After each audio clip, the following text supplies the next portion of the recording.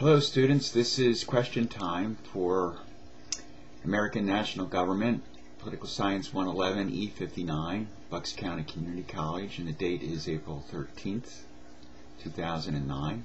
We have a few questions that have been sent in by you folks that I wanted to address today, and the first one comes from Lisa Davidson. She was wondering if professional journalists will be phased out with the Internet's ability to make anyone a journalist.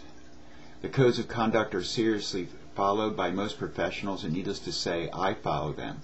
However, we all know that we can't believe everything we see on the Internet, and that is a discredit to the profession.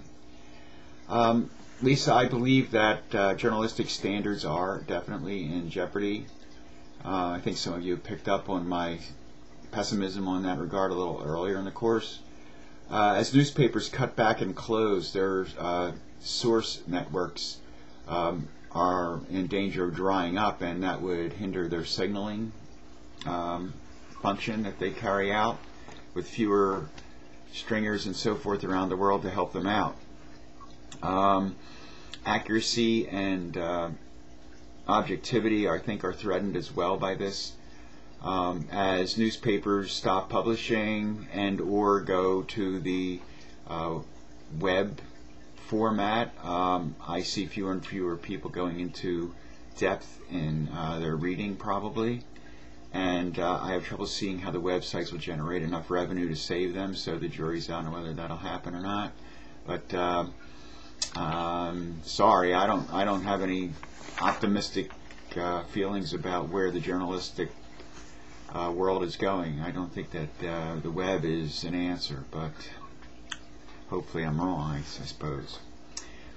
Lisa also wanted to know that does it matter in the long run how much money each interest group have in order to be heard by Congress? The short answer is I think it does.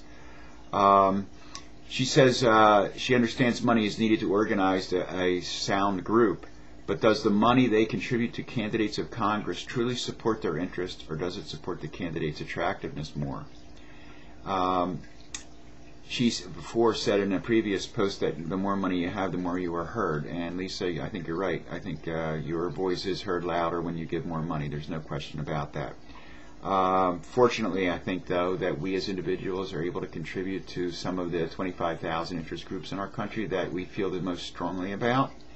And if we give to those, if each of us just picks a few key ones that we're really interested in and gives some of our hard-earned money to them, I think you could find the influence of the interest groups shifting from the elite wealthy down to the middle and the lower classes more and more, and being more representative of what our society is. So I would encourage everybody, whether you're on the right or the left or whatever your main ideas are, I think the most important thing is we have a viable democracy, and that you take part both by writing your own letters, contacting your own representatives and so forth, and also contributing a few dollars that you can afford throughout the year to a handful of the groups you feel is most strongly about.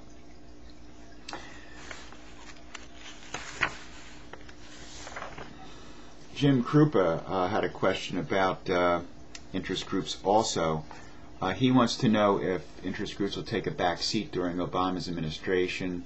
To paraphrase what he said, he felt that a lot of the money for Obama's campaign came from private sources. This is true, more than any other race in history. But I don't think that the interest groups will take a back seat during his administration, despite all the campaign hype about we can do away with interest groups and we're going to have a new way of doing business.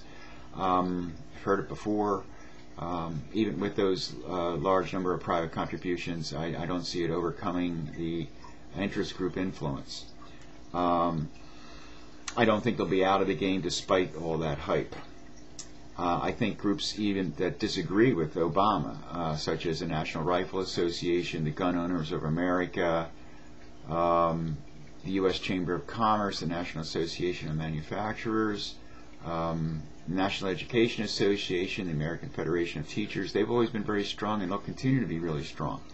Now, President Obama would, like to hear certain things and not like to hear others, I suppose, but he's a pragmatist, and he knows that he needs the information that everyone can give him, and so he will listen to the interest groups. And I think I think after about 18 months of the administration, you're going to see that the interest group's power will be increasing back to what it has always been.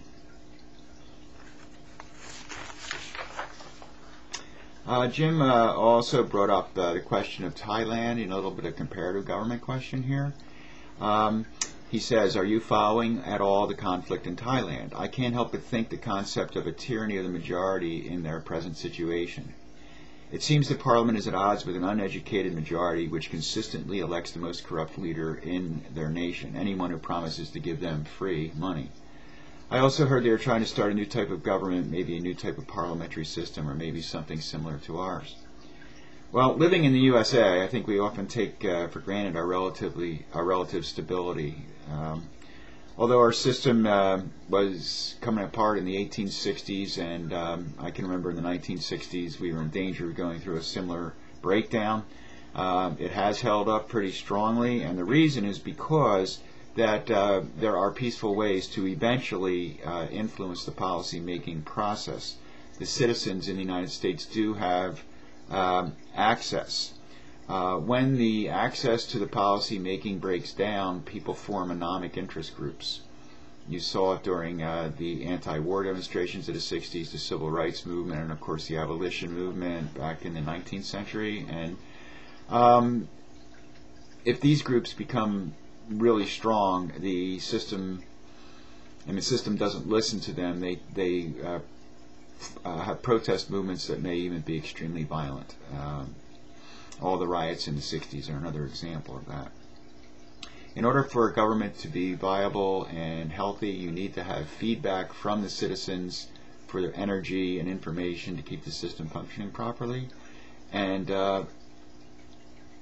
I dare say most countries in the world don't have that. And so we have been spoiled. And once again, our hat is off to those founding fathers that I am in awe of, and you guys probably are as well at this point.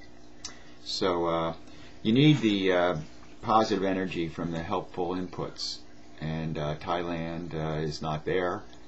You cannot rule forever with the barrel of a gun. You can't do it. Mao Zedong might have thought so, but you can see the Chinese system is changing over time, maybe slowly, but it is changing.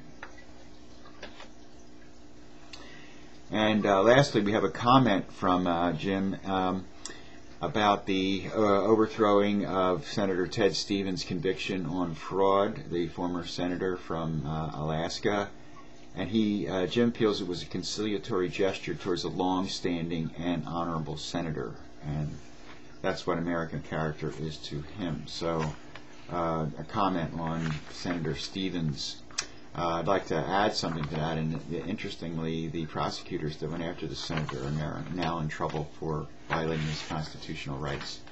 Well, that's it for today, and the question time. I'd like to have another one in another 6 or 7 days, so if you folks would keep sending me your questions, I'll try to respond to them. Keep those thoughts and comments coming. I hope the course is going well. If you have any questions, just pop me an email. Okay? Have a wonderful day. Bye.